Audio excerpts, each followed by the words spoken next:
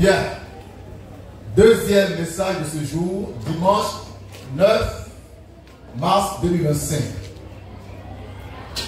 Le mystère des trois éternités. Je reprends. Le mystère des trois éternités. Ou bien, pour faire plus simple, la révélation des trois éternités. D'accord? Il y a trois sortes d'éternité. Donc, trois éternités. La première, c'est l'éternité qui n'a ni commencement ni fin. La deuxième sorte d'éternité, c'est l'éternité qui a un commencement mais qui n'a pas de fin. Et la troisième et dernière sorte d'éternité, c'est l'éternité qui a un commencement et qui a une fin. Ça fait trois. Trois sortes. 1, 2 et 3. Qui a compris le mystère? Et les autres, on reprend pour vous. Ou bien ça ira au fur et à mesure qu'on va entrer dans les profondeurs de la parole. Par ce moment, il y a trois sortes d'éternité. La première, l'éternité qui n'a ni commencement ni fin. La deuxième, l'éternité qui a un commencement mais qui n'a pas de fin. Et la troisième et dernière sorte d'éternité, c'est l'éternité qui a un commencement et qui a une fin. Et ça, c'est la manne fraîche, c'est pour vous seulement. N'allez pas dire ça au dehors. C'est un secret, gardez ça dans votre cœur. Ce n'est pas pour les pécheurs. Même si vous voulez donner ça aux pécheurs, ils ne vont rien comprendre. Que Dieu soit béni. Maintenant, parlons de la première sorte d'éternité. La toute première, c'est la plus grande, la plus sublime, la plus divine, la plus parfaite et la plus éternelle. Elle est unique en son genre parce qu'elle est en rapport direct avec Dieu qui est esprit. Vous comprenez? Elle est en rapport direct avec le Dieu esprit. Le Dieu qui n'a ni commencement ni fin. Le Créateur incréé. C'est bon? On va lire le suivant. Exode chapitre 3, verset 13 au verset 15. Quelqu'un prépare déjà? Hébreux 7, 1 à 3. Nous lisons. Exode 3, verset 13 à 15. Oui. Moïse dit à Dieu. Moïse dit à Dieu. J'irai donc vers les enfants d'Israël. J'irai donc vers les enfants d'Israël. Et je leur dirai. Et je leur dirai. Le Dieu de vos pères. Le Dieu de vos pères m'envoie vers vous. M'envoie vers vous. Mais. S'il me demande. Quel est son nom? Quel est son nom? Je leur répondrai-je. Je leur dis quoi? Dieu dit à Moïse. Dieu dit à Moïse. Je suis celui qui suis. Je suis celui qui suis. Et il ajouta. Et Dieu ajoute. C'est ainsi que. Tu répondras aux enfants d'Israël. Tu répondras aux enfants d'Israël. Celui qui s'appelle. Je suis. M'a envoyé. Vers vous. Dieu dit à Moïse. Oui. Tu parleras ainsi. Oui. Aux enfants d'Israël. Oui. Dieu est le Dieu de vos pères. Oui. Le Dieu d'Abraham. Oui. Le Dieu d'Isaac. Oui. Et le Dieu de Jacob. Oui. M'envoie vers vous. Oui. Voilà. Oui. Mon nom pour l'éternité. Oui. Voilà. Oui. Mon nom. Oui. De génération en génération. Amen. Dieu dit, il s'appelle Je suis. Je suis. Dans Je suis, il y a le mystère du passé, du présent et du futur. Il y a le mystère qui n'a jamais commencé et le mystère qui n'a jamais prendre fin. Je suis. Je parle aux aigles. Hein? Amen. Je m'appelle, je suis. Il transcende le temps. Il n'est pas dans le temps. Mais il a créé le temps. Avant que Dieu le crée, le monde, il n'existait pas. Mais il est. Je ne veux pas dire il était. Je le prends. Hein. C'est calme, m'inquiète un peu. Avant que Dieu le crée, le paradis où il vit, il n'existait pas. Mais il est. Comment il est venu, je ne sais pas. Parce qu'il a créé le paradis, puis il est rentré dedans. C'est quand tu bâtis ta maison, tu rentres dedans. Mais sur quoi il s'est arrêté pour bâtir, je ne sais pas. Mais il est. Pour créer, Dieu a commencé à exister. Pour créer, il a commencé à exister. Dieu n'a pas créé quand il n'existait pas.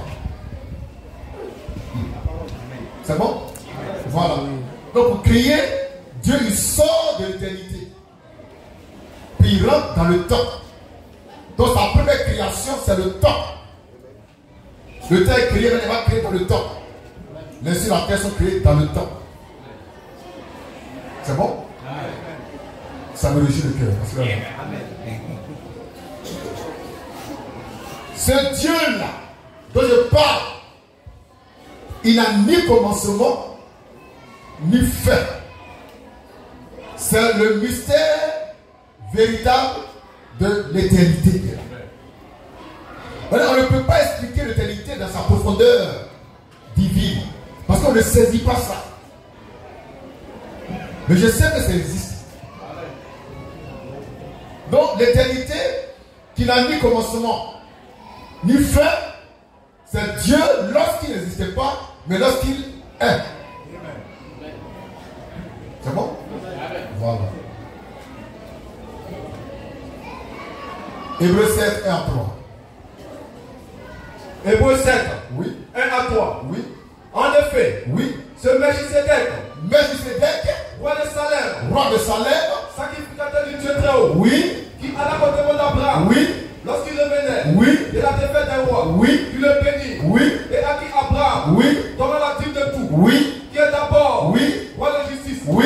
d'après la signification Oui. de son nom. Oui. Ensuite, Ensuite. roi de Salem, Oui. c'est-à-dire Oui. roi de paix, Oui. qui est sans père, Il est sans père, sans mère, sans mère, sans généalogie, sans généalogie. qui n'a ni commencement de jour, Il n'a ni commencement de jour, ni fin de vie. ni fin de vie. Cet homme de Melchisédek est éternel. Pourquoi? Il n'a ni commencement de jour, ni fin de vie.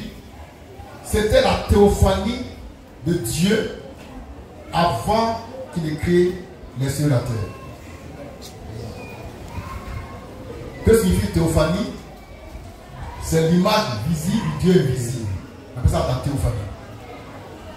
Et on voit qu'à travers cette théophanie-là, ce monsieur n'a ni commencement de jour, ni fin de vie. Il n'a même pas de père, il n'a même pas de mère, il n'a même pas de descendance. C'est Dieu sous forme humaine avant la création. Parce que quand Dieu est, je ne vais pas dire était, on se comprend, hein? Il n'avait ni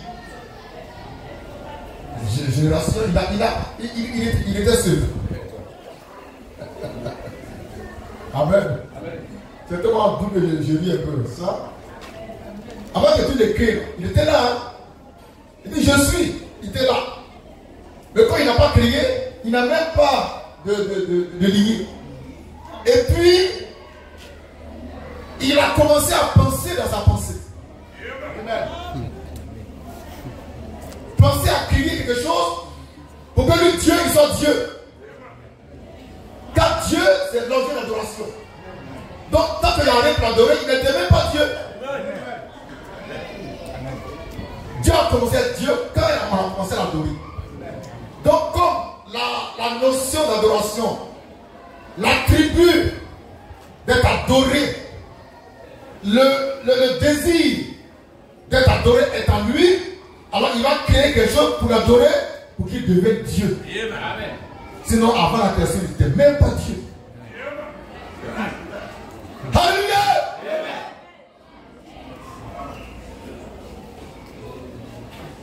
Quand il était seul, là, il n'y avait ni les anges, ni les archanges, ni les séraphins, ni les hommes pour l'adorer. Il n'était pas Dieu.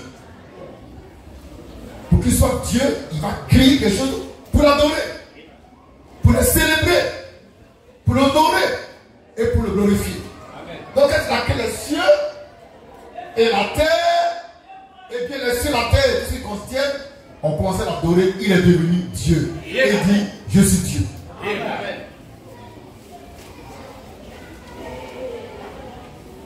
C'est bon? Amen. Ce Dieu-là, avant de créer, avant le créateur, il n'avait ni commencement, ni fin. Donc c'est la première sorte du mystère de l'éternité. C'est l'éternité absolument éternelle. Une éternité qui réserve aux élus encore des mystères, des surprises agréables. C'est bon? Amen. La deuxième sorte d'éternité concerne Dieu mais sous la forme humaine. Amen. Quand Dieu est devenu chair, ce Dieu fait chair a eu un commencement. En Jésus-Christ homme, il a même connu la mort. En Jésus-Christ homme, mais il sort du tombeau pour ne plus mourir. Alors il devient éternel. Amen. Ça c'est les gros morceaux.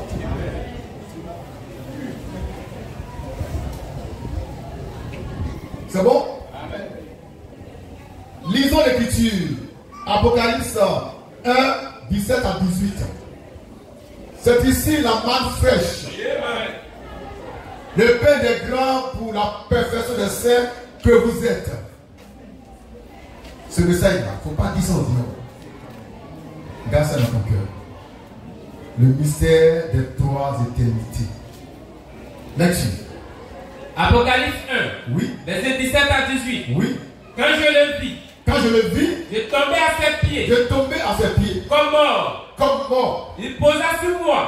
Il parle de Christ glorifié. Il posa sur moi sa main droite en disant ne crains point. Je suis le premier et le dernier et le vivant. J'étais mort et voici je suis vivant au siècle des siècles. J'étais mort. Et la mort a eu un commencement. Amen. Qui s'accomplit à Jésus-Christ homme. Mais il dit, maintenant je suis vivant au siècle des siècles. Amen. Ça veut dire que je ne peux plus mourir. Amen. Je suis éternel. Amen. C'est la deuxième sorte d'éternité qui commence un jour mais qui n'a pas de fin. Amen. Parce que Jésus-Christ a commencé un jour. Jésus-Christ a commencé un jour. Amen. Il est né un jour. Amen. De la semaine. Il est mort un jour de la semaine. Donc Jésus-Christ homme, en tant que chair, a eu un commencement et une fin. Amen. C'est aussi une sorte d'éternité. Amen. On reprend la lecture. Oui. Quand je le vis, je tombais à ses pieds. Comme mort. Oui. Il posa sur moi. Oui. Sa main droite. Oui. En disant. Oui. Ne crains point. Oui. Je suis le premier. Oui. Et le dernier. Oui. Et le vivant. Oui. J'étais mort. Oui. Et voici. J'étais mort. Ça veut dire qu'avant qu'il ne meure, il était né. C'est bien. Très bien. Avant qu'il ne meure, il était né. On l'a mis au monde. Marie l'a mis au monde. Marie avait apporté sa grossesse pendant 9 mois. Donc Jésus-Christ est né un jour, ça veut dire il n'est pas éternel. Amen.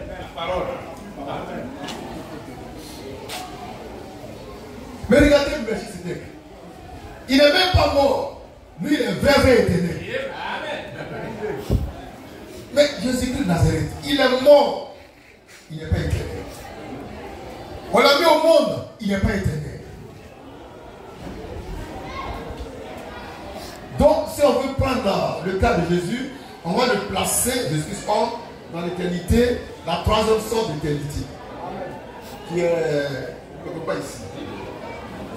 Pourquoi il est né un jour, il est mort un jour. Mais quand même, c'est l'éternité. Mais une sorte mystérieuse de l'éternité. Comment expliquer tout à l'heure si Dieu le veut? Mais ce qu'on retient, c'est que Jésus-Christ dit j'étais mort. C'est lui qui a dit ça, j'étais mort. Donc c'était un mortel. Il est mort pour que nous ayons la vie en abondance. Maintenant il dit voici je suis vivant au siècle des siècles. Au siècle des siècles. Ça veut dire après sa mort et sa résurrection, il ne peut plus jamais mourir. Amen. Alors après sa mort, il est devenu éternel. Amen. Donc éternité qui a commencé, mais qui n'a pas de fin. Amen. Ici. Le même Jésus va incarner la vraie éternité. Celle qui n'a ni commencement, ni fin. Amen. En disant, je suis le premier, le dernier. Je boucle la boucle. Amen. Il a dit à Abraham, par Abraham quand il causait avec les pharisiens qui l'accusaient, Jean chapitre 8. Et dis-moi, j'ai vu. Jean 8.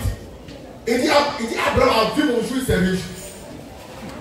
Jésus dit, Abraham, votre père, il parlait aux Juifs, a vu mon jour, puis il s'est réjoui.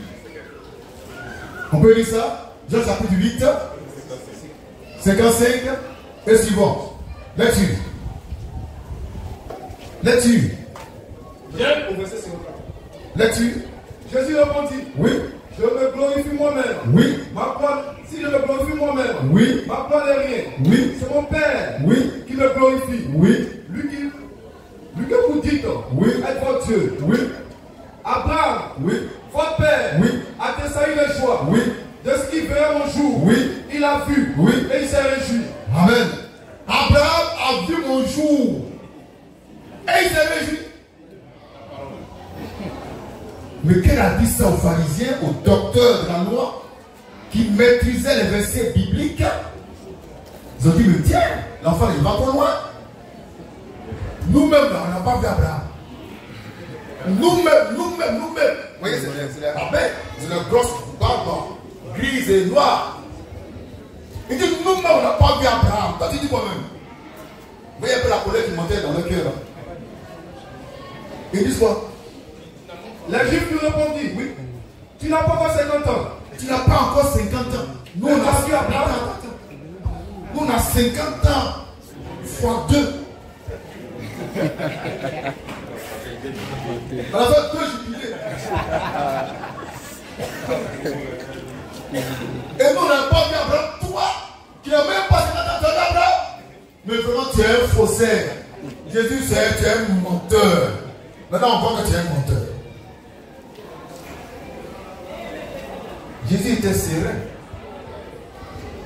Il va répliquer en disant, lecture. Jésus l'a dit. Oui. En vérité, en vérité. En vérité, en vérité. Je vous l'ai dit. Je vous le dis. Avant qu'Abraham fût. Avant qu'Abraham fût. Je suis. Je suis.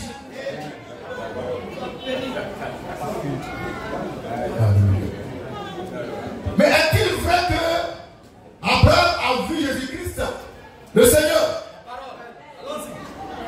Qui répond à la question? Qui va essayer de répondre à la question? Pas l'homme.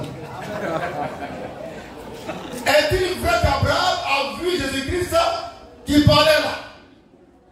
Car Jésus dit, Abraham a vu mon jour, il s'est même réjoui. Mais oui, monsieur. Abraham a vu Jésus. Mais pas Jésus fait chair. Il a dit Jésus dans son corps glorieux, son corps angélique. Ce jour-là, Jésus est avec 2 anges. Et Abraham s'est réjoui parce qu'il a vu le Seigneur. Donc, parmi les 3 hommes qui sont allés le voir, parmi eux, il y avait Jésus-Christ. Mais qui n'avait pas revêtu de chair humaine. Mais le grand mystère de Dieu. Abraham a vu Jésus. Il a vu le Seigneur. Et il s'est réjoui. Et les pharisiens, les docteurs de la loi qui connaissaient la Bible, ne savaient même pas que Abraham, le père, a vu Jésus. Pourtant, c'est eux qui prêchent à Figalou. C'est eux qui prêchent à Inch'Allah. Ils ne connaissaient rien du surnaturel, ni du spirituel. Jésus disait à Nicodème, le grand docteur de la loi, mais quand je te parle des choses, la tête, tu ne comprends pas. Mais quand je vais monter à hauteur, tu fais comment?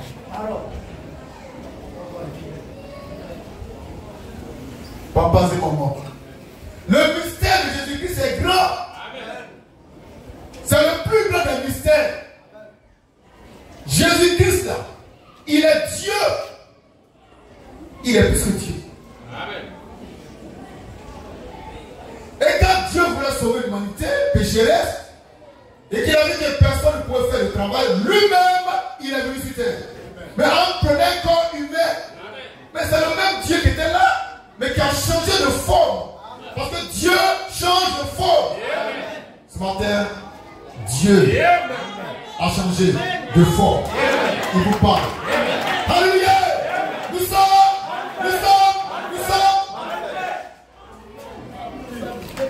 Et quand Dieu change de forme, ceux qui sont attachés à la Bible, ils vont être bien, ils vont être dédés. Ils vont être dédés. Il est Dieu. J'ai un ami que je vais peut-être visiter, si Dieu le veut, notre Jésus Maoulé. Pourquoi il mérite une visite officielle? Alléluia! Amen. Amen.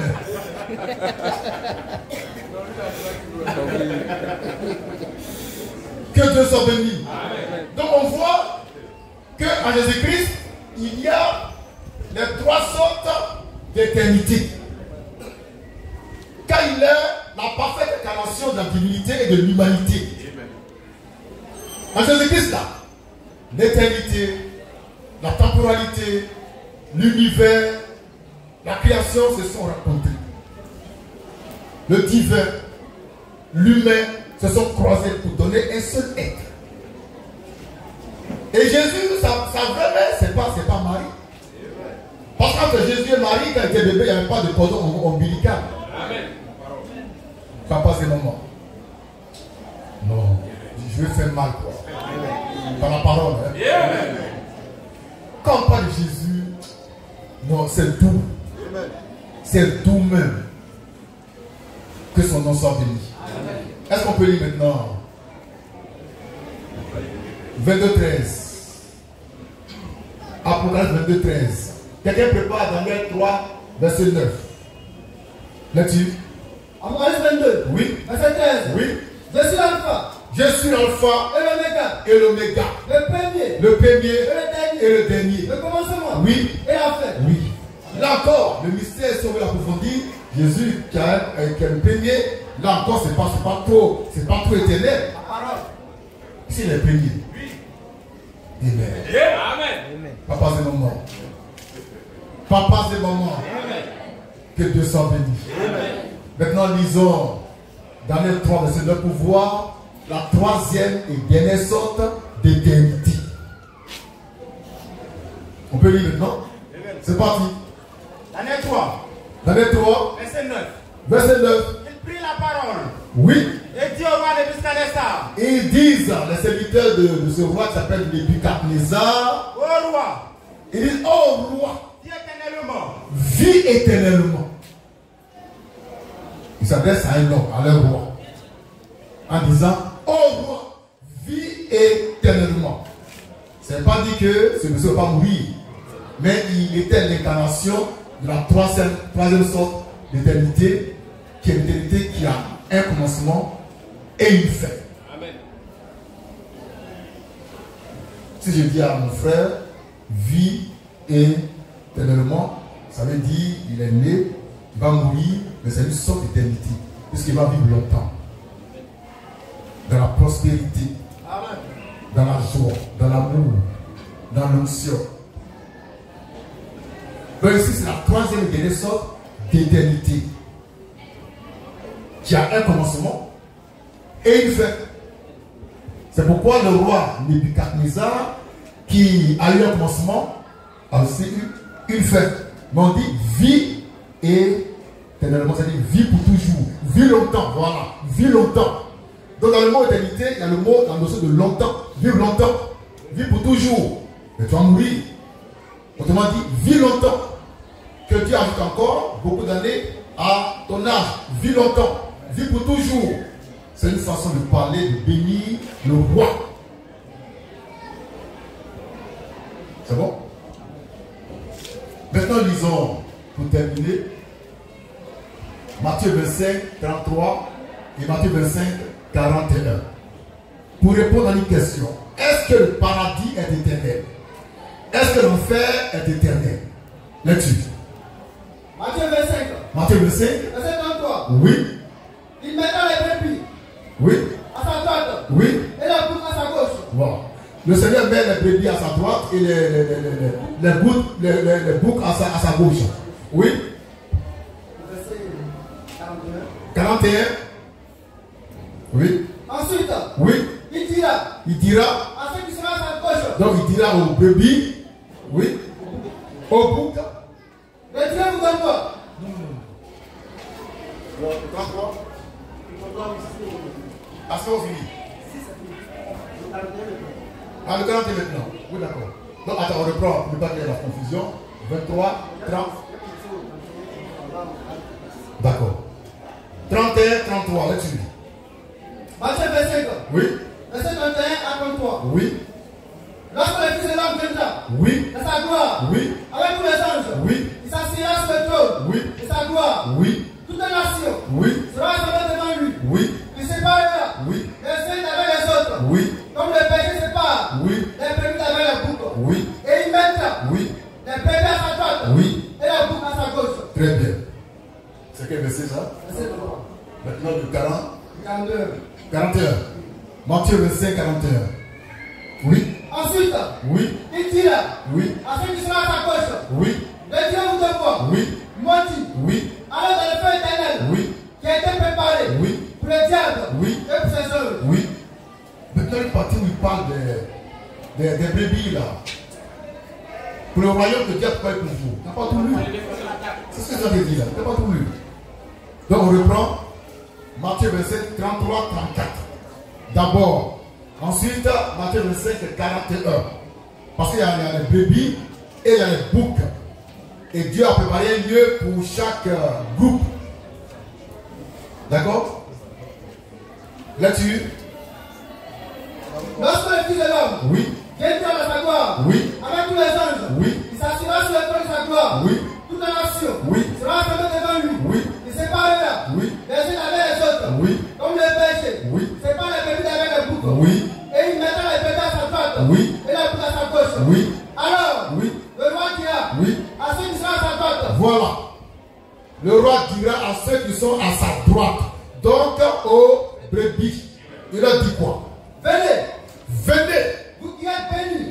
Vous qui êtes bénis De mon Père. de mon Père. Prenez possession. Prenez possession Du royaume. du royaume. Vous avez été préparé. Vous avez été préparé Dès la fondation du monde. dès la fondation du monde. Il est question de quel royaume, à votre avis? Le royaume des cieux.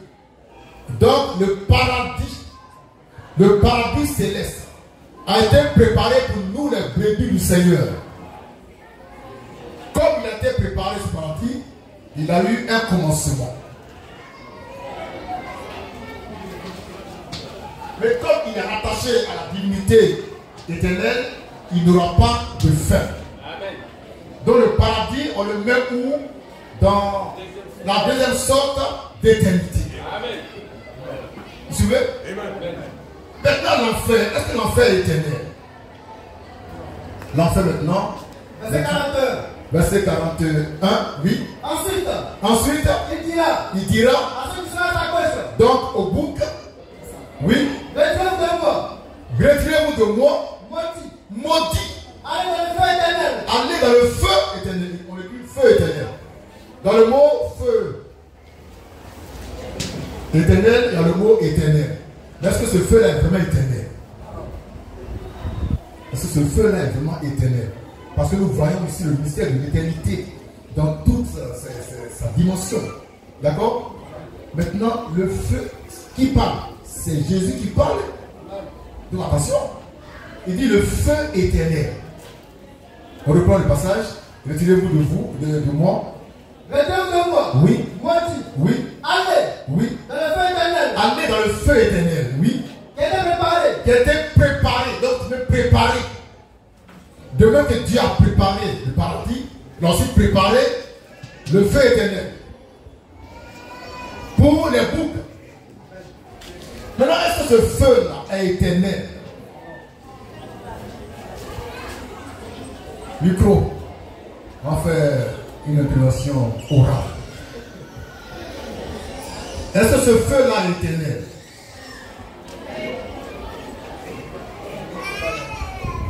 C'est Jésus qui parle. Si quelqu'un veut contester avec Jésus, qui vient ici. En ce jour, ta main est levée, tu l'as rabaissé. Alléluia! Ça, c'est un garçon. Est-ce que le feu éternel est vraiment éternel?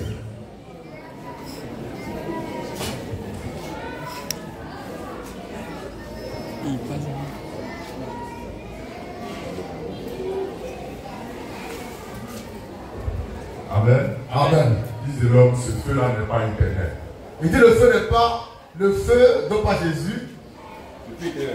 Le feu éternel n'est pas éternel. Amen. Amen. Qui d'autre?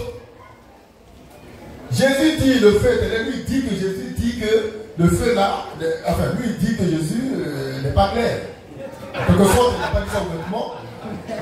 Mais je tire à la conclusion que pour lui Jésus n'est pas. Il n'est pas trop clair. Hein? Je vais attraper. Bon, Madoché, tu viens? C'est un terreau. Oran. Ça ne prévient pas. Est-ce que le feu éternel est éternel? Bon. Non, c'est pas éternel. Non, merci.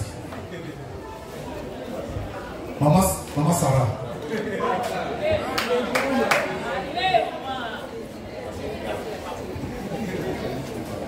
Est-ce que le feu éternel est éternel?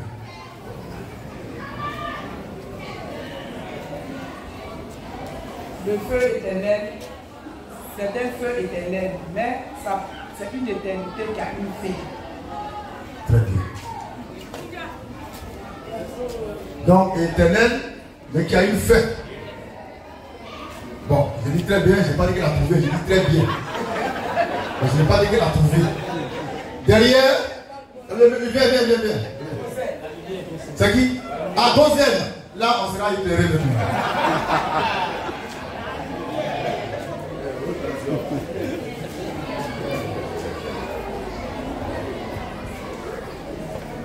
Oui.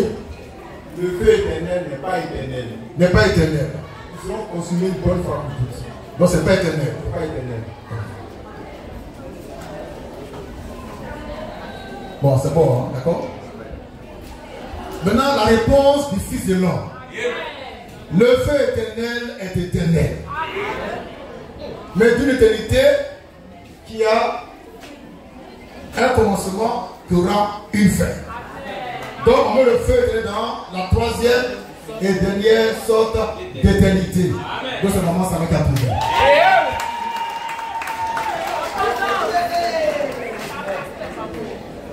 Mais c'est normal, elle donne la mission.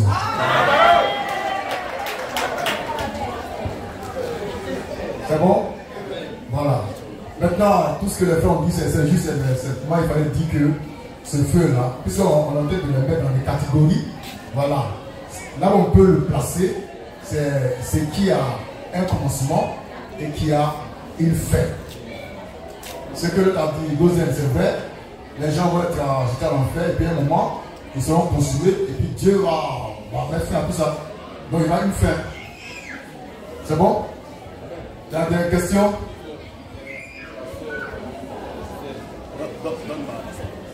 Oui, question, oui. Allons-y. Ma question est Gisèle Yoboué. S'il vous plaît, j'aimerais savoir des hommes aux anges, lesquels furent créés en premier. Les hommes aux anges. Les hommes et les anges. Dieu a créé qui en premier?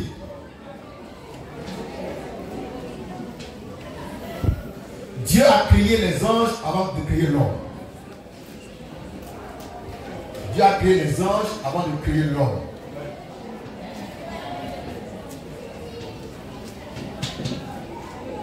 Et le premier... Ah d'accord, tu viens quand vous venez ici.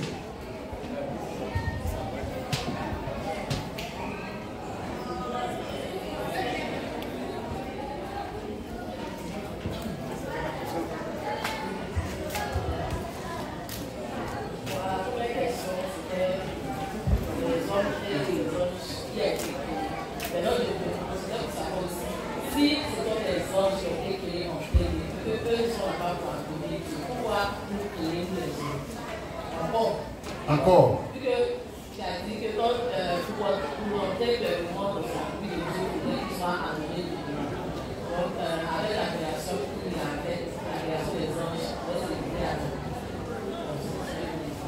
Amen. Dieu a créé, d'après ce qu'il a dit, quand il a créé, on a commencé à l'adorer. Il a créé les anges, les séraphins, les chérubins pour l'adorer. Pourquoi a-t-il encore créé l'homme?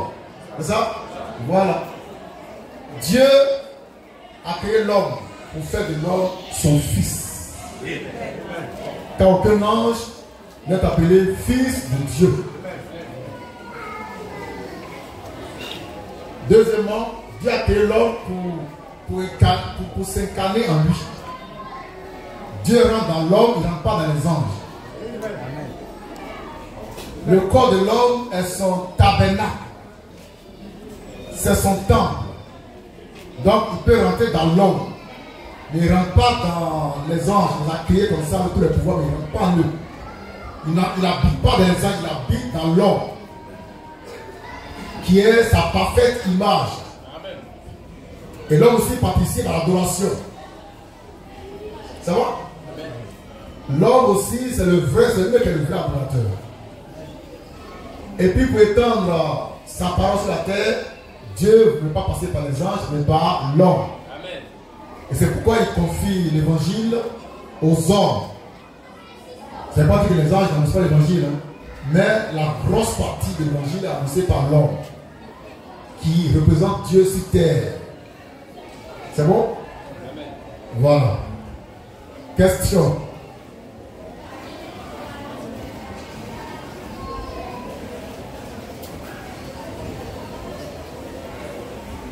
Ok. Maintenant, en résumé, on retient qu'il y a trois sortes d'éternité. 1. Éternité qui n'a ni commencement ni fin. 2. Éternité qui a un commencement qui n'a pas de fin. 3. Éternité avec un commencement et avec une fin. Maintenant, la question que je pose, nous sommes dans quelle catégorie d'éternité? Micro. Bon, quand tu as le micro.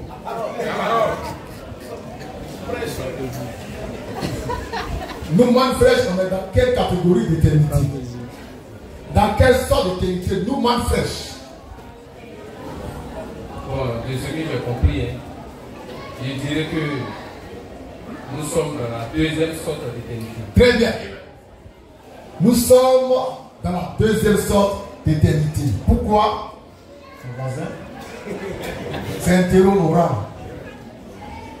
Ok, puis dans la deuxième sorte d'éternité, oui. On a vu que Il y a eu un commencement. Oui.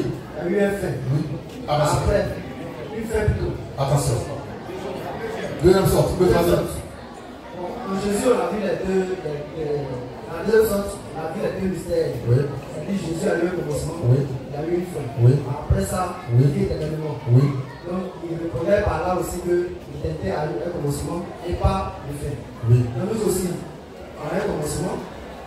On a une fin sur terre. Oui. Mais on va vivre éternellement. Donc, tu mets dans quelle catégorie? On a plusieurs catégories.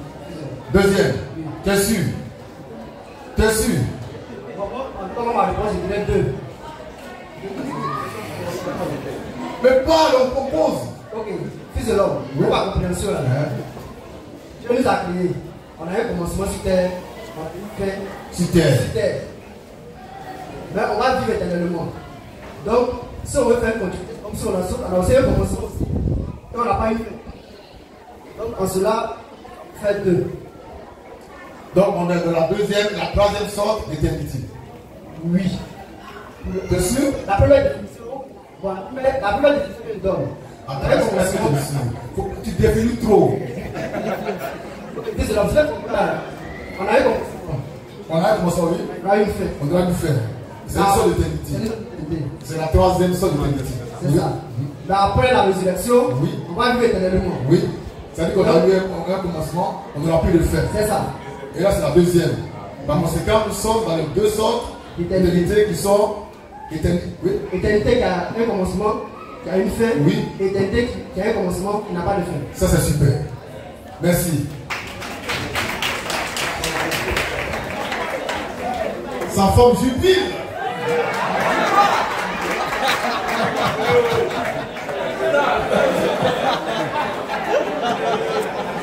Ah ouais. C'est bon? Maintenant, avant d'entamer le troisième, le dernier.